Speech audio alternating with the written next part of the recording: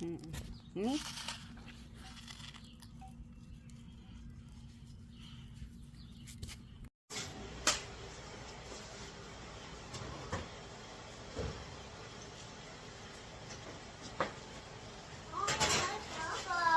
Mainit adon.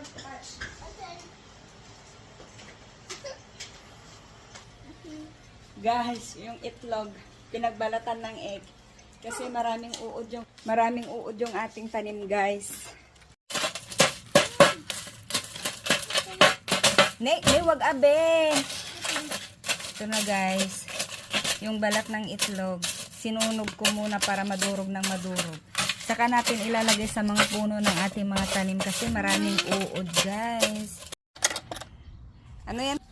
Halika na. Ito, guys. Yung madami, konti lang.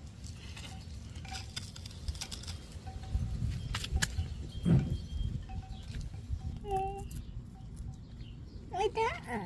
Ako, ito dito. Okay. Ito.